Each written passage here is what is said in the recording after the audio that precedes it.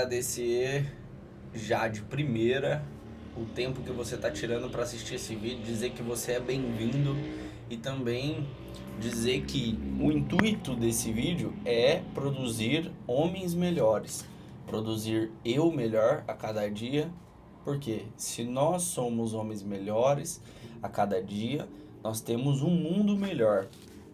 E ser homens melhores à luz da palavra de Deus, à luz daquilo que a palavra nos ensina, não de qualquer maneira, mas à luz da palavra. E o primeiro ponto que eu quero compartilhar aqui de melhoria é que tenhamos habilidades essenciais, que são habilidades de fazer o seu melhor, sempre, com aquilo que você tem. Tudo que você for colocar a mão, não reclame. Faça o melhor que você pode com aquilo que você tem disponível naquele momento. Esse é um ponto que é ensinado em Gênesis 26, do 1 ao 22, que conta a história de Isaac. Fala para ele não ir para o Egito, pede para ele ficar na onde ele está, e ele forma uma lavoura, faz um recinto ali para ele, e vem o pessoal e toma o que é dele. E ele fala, tudo bem, né? As pessoas reivindicam o que é dele ali e falam, ó, essa terra aqui é nossa. Ele fala, tá bom, a terra é sua. Aí ele se muda para uma outra terra, prospera lá, e as pessoas vêm e falam também, ó, essa terra aqui também é nossa. E ele fala, tudo bem, mais uma vez, e vai para a próxima. E nessa próxima terra ninguém vai falar nada e ele prospera muito. Deus fez com que ele prosperasse muito nesse outro lugar. E a habilidade essencial que ele tinha era dar o melhor que ele tinha. Por isso que ele não precisava discutir com ninguém, não precisava brigar com ninguém em troca daquelas terras. Ele simplesmente entregava porque ele fazia o melhor que ele tinha, com tudo aquilo que ele tinha disponível. E outro princípio cristão que vai fazer com que você se torne alguém melhor é dobrar a aposta quando alguém desafia você nos seus princípios e nos seus valores, né? Na Bíblia, né, fala muito sobre você ser alguém íntegro, ser alguém que cumpre os mandamentos de Deus. E em Gênesis 41:14, né, conta uma história que fala assim, ó, o faraó mandou chamar José, que foi trazido depressa do calabouço, depois de se barbear, trocar a roupa, apresentou-se ao faraó. O José, ele tinha uma roupa e ele tinha um barbeador, né, para ele, porque ele sabia. Então ele foi para pro calabouço, que é a cadeia, e para essa cadeia ele tinha uma roupa separada, porque ele sabia que ele ia usar. Isso é um ato de dobrar a aposta. É, Quando você, quando você dobra a aposta, você está seguindo um princípio cristão.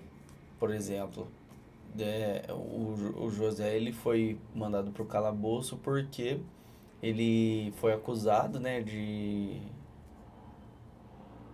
foi acusado de uma coisa que ele não fez.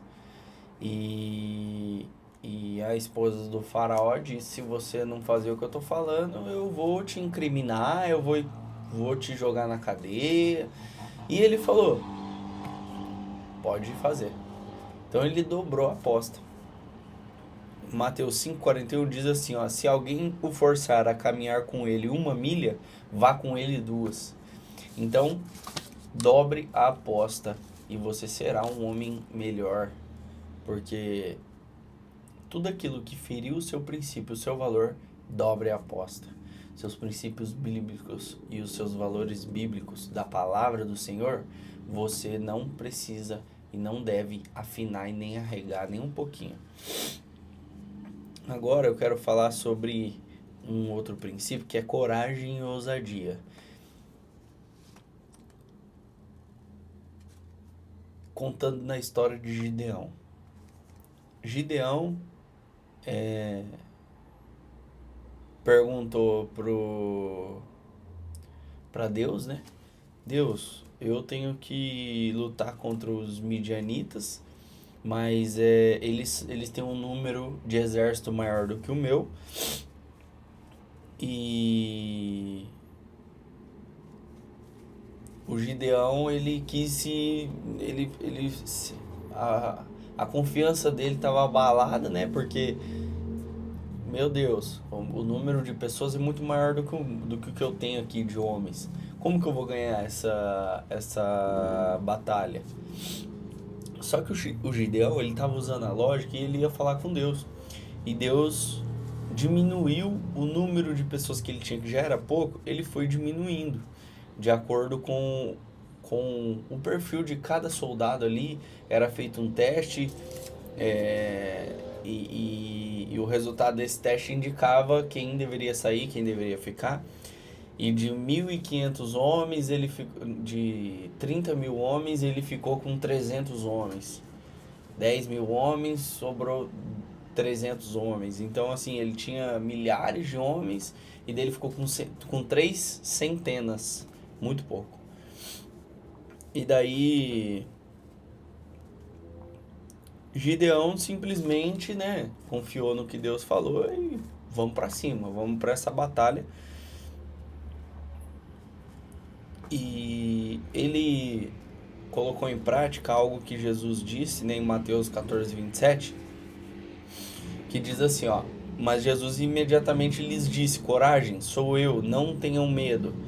Ele estava com Deus, Deus estava com ele, ele não teve medo, tocou as trombetas e o exército começou a se atacar um ao outro. E ele venceu a batalha dessa maneira. Ele foi ousado e ele teve coragem de confiar no Senhor. E um outro ponto é o quanto você é um príncipe ou você é um palhaço, de acordo com aquilo que Deus tem colocado no seu coração, Deus tem colocado de potência na sua capacidade, né? Você é uma pessoa com saúde, com inteligência, com muita capacidade e com um chamado. Então, quanto que você obedece esse chamado? Quanto que você age em prol de você se controlar as suas emoções, de você de fato ter o seu pé no chão. Em Mateus 11:29 diz assim, ó: aprendam de mim, pois sou manso e humilde de coração, e vocês encontrarão descanso para as suas almas. Então, aquele pé no chão, aquela centrada, com ousadia, com coragem, faz com que você se torne um príncipe. Agora, se você é um cara impulsivo, um cara que sai atropelando as coisas, que não pensa na hora de falar, enfim, que você age muito por emoção, você acaba se tornando um palhaço. Por isso, príncipe ou palhaço, vai depender de você, das suas atitudes. E por último, precipitação e maturidade. Eu quero dizer que a imaturidade e a precipitação são dois adjetivos para uma pessoa que é precipitada e para uma pessoa que é imatura. São dois adjetivos que diz muito sobre estragar tudo. E um exemplo bíblico é a história do rei Saul, né? Lucas 14, 28 e 30 tem uma menção que diz assim, ó: qual de vocês, se quiser construir uma torre, primeiro não se assenta e calcula o preço para ver se tem dinheiro suficiente para completá-la? Pois se lançar o alicerce e não for capaz de terminá-la, todos os que a virem rirão dele, dizendo: este homem começou a construir e não foi capaz de terminar.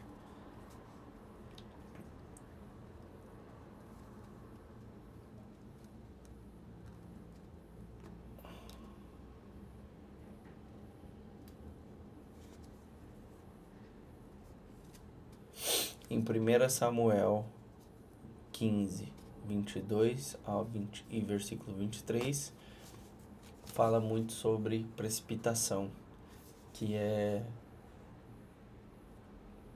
quando você pega um exemplo de alguém que foi precipitado, foi o rei que foi levantado por Deus, e esse rei, ele fez tanta coisa errada por precipitação e imaturidade que Deus prometeu que ele não seria mais Deus, que ele não seria mais rei, e ele infelizmente fez com que aquela segurança de ser rei ele iria perder, porque Deus já tinha dito que ele não seria mais. A partir do momento que Deus decreta isso e realmente é destronado, perde o reinado, toda a geração futura desse homem fica comprometida. Ele tinha filhos que seriam reinantes naquela terra e todo mundo perde. Agora o que a gente traz para nossa vida de maneira prática é: quantas vezes por nossa precipitação e imaturidade, no caso desse rei, Deus tirou essa glória dele por precipitação e imaturidade. Quebrou muitos mandamentos do Senhor, e a gente, por ser precipitado e imaturo, faz com que os nossos próximos paguem, nossos filhos, nossa casa, pague por precipitação imaturidade nossa. Então eu quero dizer que, olha, essa última parte aqui foi a mais complicada de eu falar, e eu acho que é a parte que mais pega, porque minha garganta começou a coçar, meu olho começou a arder, tá me dando um monte de problema aqui durante a gravação desse vídeo. Não sei porquê, mas é um dos temas mais sensíveis aqui. E olha, eu sei que eu tô no caminho certo de compartilhar. Eu vou postar com esses erros todos aí, eu vou postar com essas imprecisões, porque de fato o que importa é: entenda que os princípios do Senhor vai fazer com que você se torne um homem melhor, vai fazer com que você cresça, com que você evolua, e a civilização vai se tornar um lugar melhor por isso. Então, continue avançando nos princípios do Senhor e continue aprendendo em um vídeo como esse, cheio de erros, porém com simplicidade no coração, para passar uma mensagem para você, e que nós, eu e você, possamos ser melhor. Essa mensagem é para mim e para você.